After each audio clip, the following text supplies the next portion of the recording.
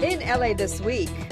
African American Heritage Month kicks off honoring educators, economists, and entertainers at a lavish ceremony outside Los Angeles City Hall. I'm Gil Reyes with details next. I'm Rasha Goel. Up next, the important message these high school students are taking home with them today. There are human solutions, and those solutions are rooted in love and friendship. And it sounds utopian, but it's not.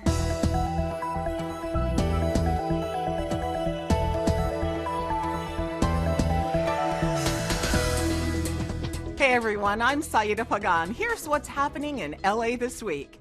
February marks the beginning of African American Heritage Month, and Los Angeles city officials wasted no time kicking off the celebration. What we have is much more than they could see. Outside City Hall, Black History Month kicks off by honoring prolific R&B chart topper Jeffrey Osborne. The beloved singer-songwriter poses with fans before receiving the Living Legend Award from the city of Los Angeles. This is more special to me than any Grammy Award could ever be. To be acknowledged as a living legend, something I never thought or envisioned would happen, and the beautiful thing is I'm alive to appreciate it. That's right.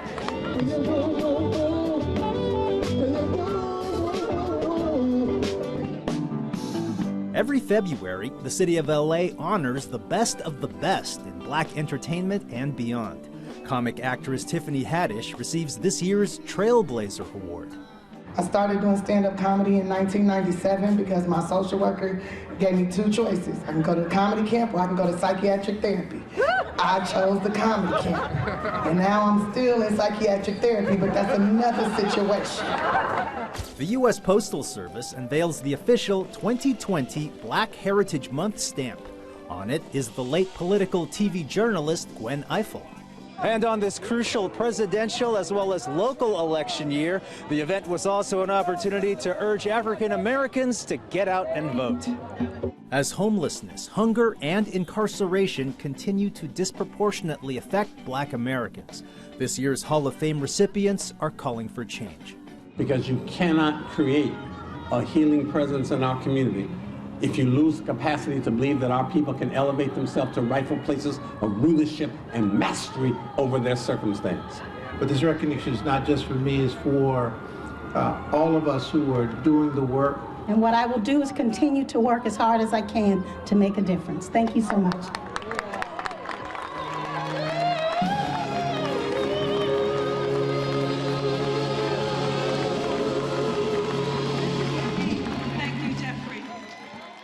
Councilmember Curran Price is hard at work on the homeless crisis in Council District 9.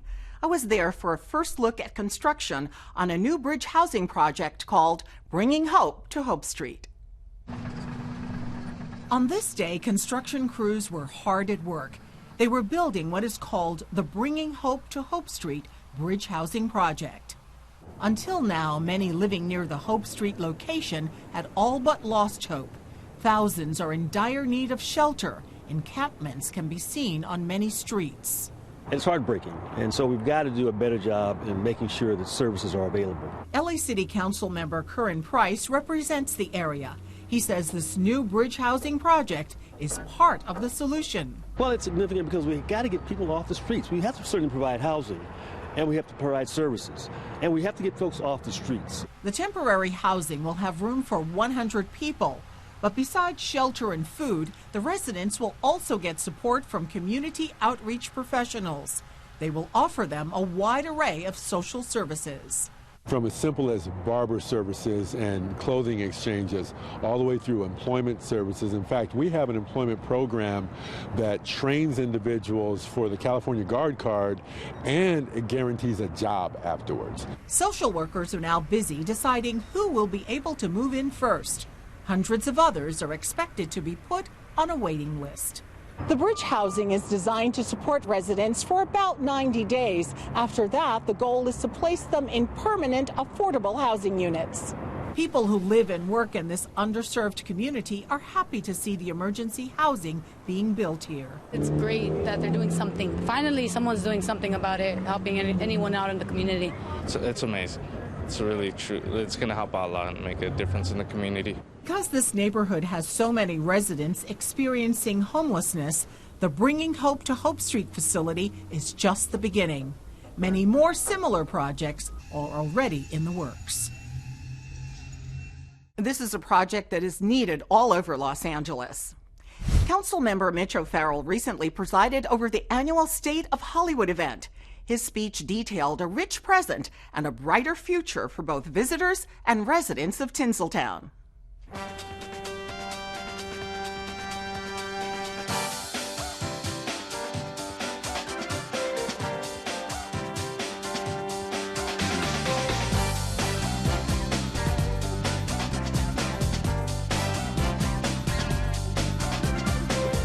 One of the things that I enjoy most about the annual State of Hollywood event is that it gives me an opportunity in the new year to reflect on what is working well, what could be working better, and how we can refine our approach to problem solving.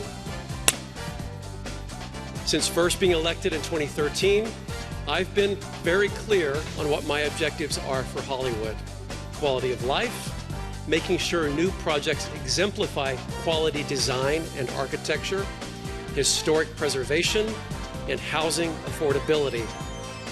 20% of housing in Hollywood is under some form of rent control or rent covenant affordable housing. That's a really great statistic that we can all be proud of. Hollywood is a very interesting and thriving community that has an outsized presence in the Los Angeles economy in terms of the economic growth, the investment that's here, and the attention it gets, because we are Hollywood, the only place in the world where other cities try to replicate and celebrate our brand, but we are the brand here. When Mitch was speaking about the new projects, the percentages of new jobs being brought into the community, I mean, it's not just talk. If you're here in Hollywood, you can see this. It's really happening. In fact, it has happened. May the magic of Hollywood keep us all under its spell, and may the allure of this community continue to cultivate dreamers and doers. Thank you.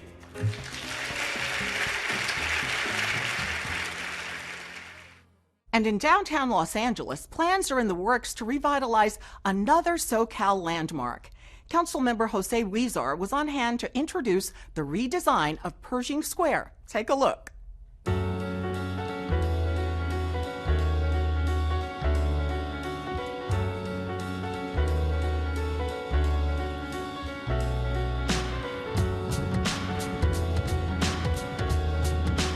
Today we're here to celebrate the announcement about Phase 1 construction that will be starting at the end of 2020 here. And what that's going to do is remove the barrier walls into Pershing Square along Olive. And it's also going to plant over 20 trees. And the best part is when you come down Olive now, you're going to see into this park. And then following that, we're going to do Phase 2, which will be along Hill Street. And once again, we'll remove the barriers, the tower, and we'll have this openness. To be here today, it's really exciting, but not only for me and my staff, but also all of downtown Los Angeles. It's been anticipated for quite a while for us to be here. And really the last year or two, we had a very difficult decision to make, which is we don't have all the money right now, so we really can't implement this whole plan in its entirety and begin construction on it. While it's a 10-year plan to implement the 4 phases, but if we phase it over 10 years, we will be guaranteed that we have the money, and let's get on that path and start construction. There's a lot of programming that happens here at Pershing Square, so imagine that programming being expanded now and having more programs and more art and more culture and more music and, just more events happening here. So these improvements will allow us to do that. What's the best way to instill civic values? Get them while they're young. That was the goal for Secretary of State Alex Padilla and LA City Clerk Holly Wolcott. They visited John F. Kennedy High School in Granada Hills to encourage students to get out the vote. I think what a lot of people don't know is, well, why should I vote or why should I care about the local elections? But the funding decisions that are made every day about, say, street pavement, different issues that impact you locally, those decisions are made by your city council or your school board members. So it's important to do the research and know which candidate locally that you would like to vote for. It was a warm welcome for Secretary of State Alex Padilla, who recently visited John F. Kennedy High School to encourage young junior and senior high school students to pre-register to vote. If you're wondering why the politicians don't hear us, well, it's because you're not speaking up, because you're not voting, and that's why we're here. Not just to give you the information about why it's important and how to do it, but to provide you these opportunities. If you look at the numbers, if we look at voter turnout statistics and registration statistics, they represent the biggest voting bloc in America.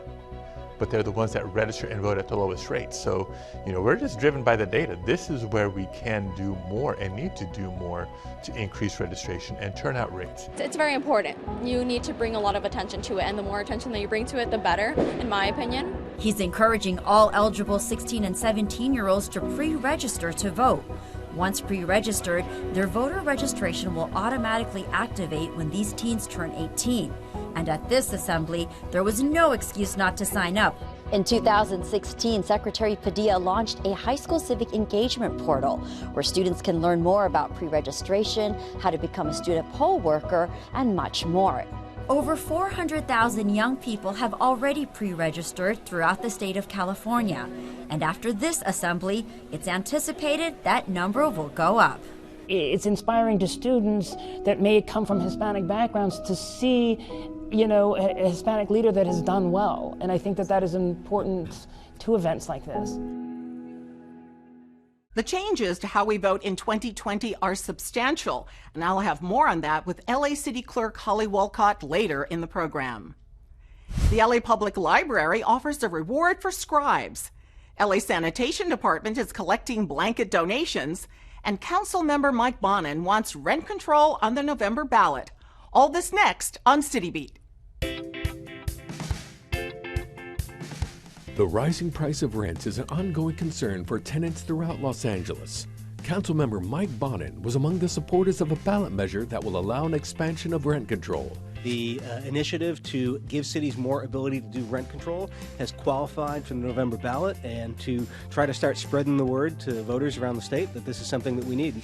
50 years ago, the sculpture called Well of the Scribes disappeared from the Los Angeles Central Library. Today, there's a reward up to $10,000 offered to anyone with information leading to the recovery of sections of the lost artifact.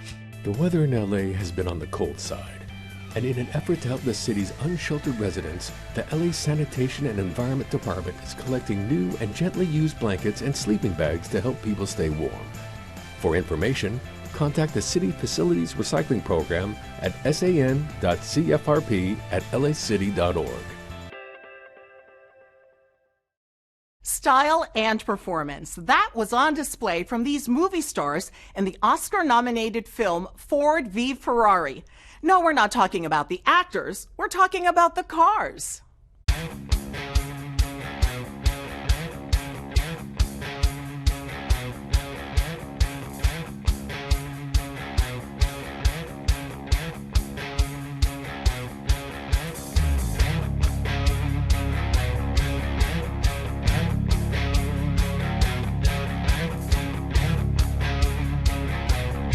Go Like Hell came out in 2009 originally, and for all of these years and now with the movie, it's a celebration of the greatest sporting rivalry in history, and it brings all the passionate people together to celebrate both sides, Ford and Ferrari. There's a lot more Ford here than Ferrari, but it's just terrific because there's so much passion for these brands, and there's so much passion for that story still after all these years. You have million-dollar cars here. You have movie cars here. You have classic cars here. You don't see these cars on the street. And for cars and car enthusiasts, it gives them a chance and an opportunity to see cars that people in, say, Nebraska wouldn't be able to see. You know, we're fortunate that the Peterson Museum has this event here, and we're local, that we can actually see these cars. The fascination, I guess, is the history behind it, right? Of where Carroll Shelby started right? A normal person like you and I, like everybody else that made a name for himself, right? And the significance of building something for themselves, right? And so it's the heritage that makes this really important. Yeah, my father was in the movie Ford versus Ferrari. Portrayed, his name was Ken Miles, portrayed by Christian Bale. Okay. And so it's just a story basically of the development of the Cobras and Ford GTs. And the friendship is more about a friendship between my father and Shelby. The Shelby legacy is incredible. It's amazing. You know, he launched his Cobra, I don't know how, you know, in 1962. All of these years, you go around all over the country, all over the world. People are just so insanely passionate for Shelby cars, for the Shelby logo. After all these years, people just love these Mustangs and they'll love these Cobras. We go from the speedway to the runway, where the competition in design excellence is fierce. The Fashion Institute of Design and Merchandising has launched its annual Art of Motion Picture Costume Design exhibit. Check out these amazing costumes. We are here at the 28th Annual Art of Motion Picture Costume Design Exhibition, and this is a costume tribute fabulousness right here. We've got over 100 costumes from 30 different films, including the 5 that are nominated for Best Costume Design for the Oscars. We're so excited to have all 5 here. Just to the last minute, last week, we got a tie that was from Mr. Rogers. His widow sent it to us to put on display with our one Mr. Rogers costume. Of course, this museum is great for anybody who likes movies. You know, so if you're a fan of the movies, you're a fan of Hollywood, and you want to come here and you can get a little bit closer to those favorite actors of yours or that movie that you really like. But we're here at a university. FIDM is a college. And of course, instructors can bring their students here. That is the beauty of it. How amazing is that those students can come here and look up close to Academy Award nominated costumes, as well as other costumes, actual costumes. I mean, that's a once in a lifetime experience. They can just come here, sketch, take pictures, take Insta stories, do whatever you want to do, but don't touch them. And the best part, are you waiting? It's free! That's the best part. It's open to the public and it's free, and we love that. So don't miss it.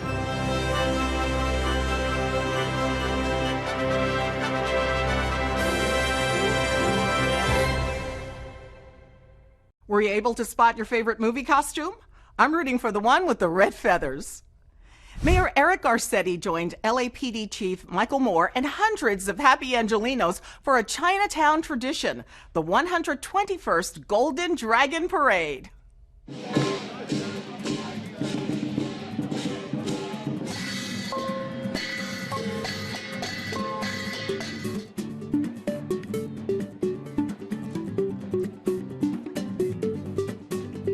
Here at the annual Chinese New Year parade, and we are having a great time. Gong Hei Pa Choi, and may it be a year of goodness and prosperity and health and peace for all. It's a great opportunity to really see the community, all of Los Angeles, come out and celebrate the Chinese culture, the history, and the inclusion here in not just Los Angeles, but America. Proud day. Great to be here.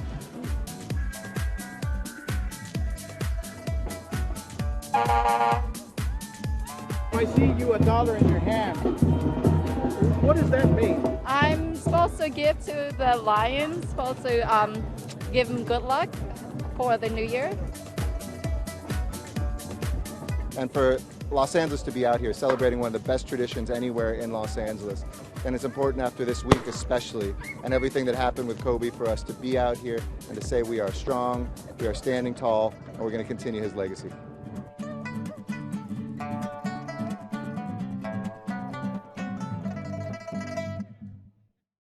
I don't know if I would feed the dragon, but is it still good luck if you just hand the dragon $1? I'll get back to you on that one. Cultural and community pride flooded into the streets of Leimert Park during their monthly art walk. The street fair is how this neighborhood celebrates African American heritage year-round.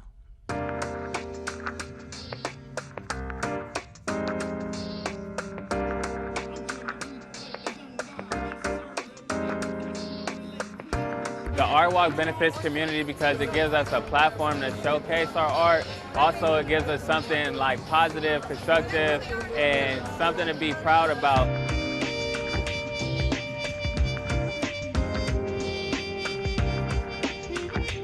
I think the Art Walk is very inspirational and it brings not only their community together, but us as well. It educates them on African culture. It also preserves the history of African Americans' contribution to this community. It also is a place where we can gather, where we can dance, where we can sing, where we can be African American.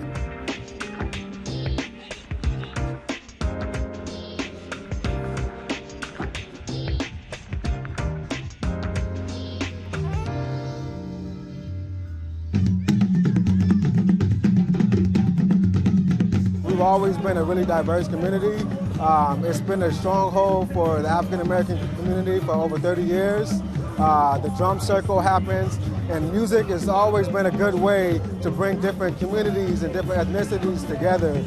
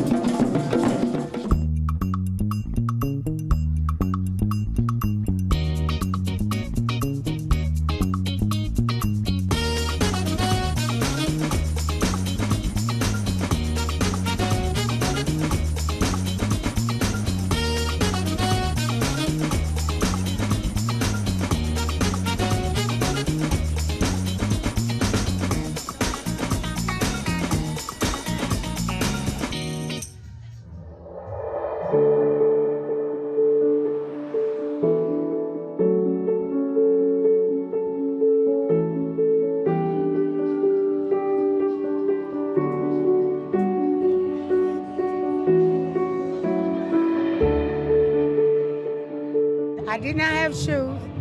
When I left, I just left. I left everything. So they're giving me back. They're giving me back things I don't have. Make you feel warm inside. I'm a person that loves to give. Even if somebody needs what I have in my bag, I will give it away. Because they need it more than I need it. I'm still going to survive. The world is filled with a lot of hate that we don't need. And so just embodying love is the most important thing that we can do right now. We just believe that where policy and politics fall short, that there are human solutions, and those solutions are rooted in love and friendship. And it sounds utopian, but it's not. It's very simple. At the end of the day, it's about seeing people for who they are and seeing and recognizing every single person's potential, and that everybody has a place in our society, and that nobody should be forgotten or left out. Our feature this week is all about the 2020 ballot changes. Changes that were made in an effort to make voting easier and more accessible for all voters. I had the privilege of sitting down with Los Angeles City Clerk Holly Wolcott to get a first-hand tutorial. It was really informative stuff. Take a look. The March 2020 primary marks the beginning of some big changes in the voting process in Los Angeles.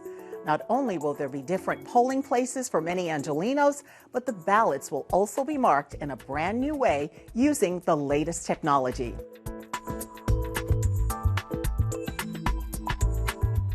Our polling places are about to change the locations where we cast our ballots. So tell us what we're in for. The previous precinct model is going away. We will now have what is called voting centers. The idea is that you can go to any one of those vote centers. So instead of just the precinct closest to your house, you can go to any voting center that's most convenient to you, whether it's near your home, near your work, near a park. Each location will be open for up to 11 days before the actual primary. Look it up online at lavote.net. They do have a vote center locator that's already live, and you can find the vote center that's most convenient for you to vote at.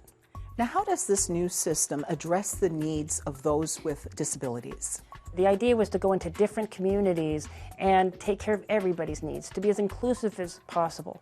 So the wheelchair accessible, making sure that the size and shape of the ballot marking device would accommodate wheelchairs. For the hearing or the sight impaired, that they can plug in and use just the same system as everybody else to vote. And the same thing with the language. If you want to pick one of the 12 different languages, you just pick that language on the screen.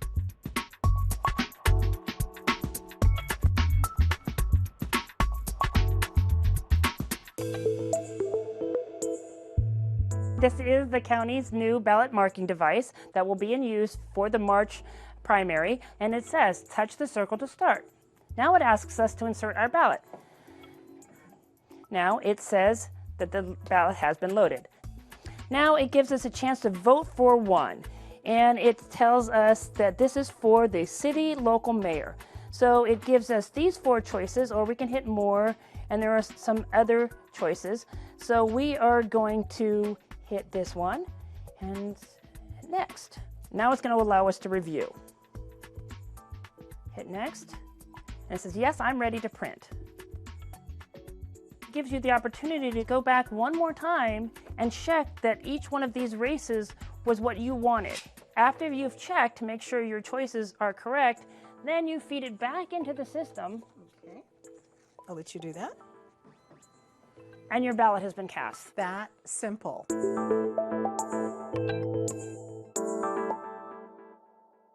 Take in a concert at Union Station. Attend a free ladies' book swap. And Mardi Gras at the beach. All this in Things to Do. Metro Art Los Angeles invites you to the first official Rush Hour concert of the year. Be there for a live performance by The Sinceres in the Union Station's waiting room. The Sinceres play a blend of 1960s soul and R&B cultivated in their hometown of East Los Angeles. Don't miss Metro Art Presents The Sinceres, Thursday, February 13th, beginning at 4 p.m. For details, visit unionstationla.com. Join Asha Grant, director of the Free Black Women's Library, for a free book swap and art workshop. Spend an afternoon of literature and art centered on the exploration of radical feminism and reclamation of the black female body. It's an event for all ages and capabilities. The Free Black Women's Library Book Swap and Art Workshop happens Saturday, February 15th. Register for this free event on Eventbrite. Hello, party peeps. It's time for the 19th annual Venice Beach Mardi Gras Parade. Ready to get your crazy on? Great, because it's Mardi Gras time. So put on something zany and mosey the whole family down to Venice Beach. Enjoy the parade and stay for the party afterwards. The 19th annual Venice Beach Mardi Gras Parade starts at Beach and Rose Avenues. The fun happens Saturday, February 15th, beginning at 12 noon. And that's a look at some things to do. That's it for this edition. I'm Saida Pagan. From all of us here at LA This Week, thanks for joining us. A reminder that you can catch us online at lacityview.org. We're also on Facebook, Twitter, and YouTube. See you next time for more LA This Week.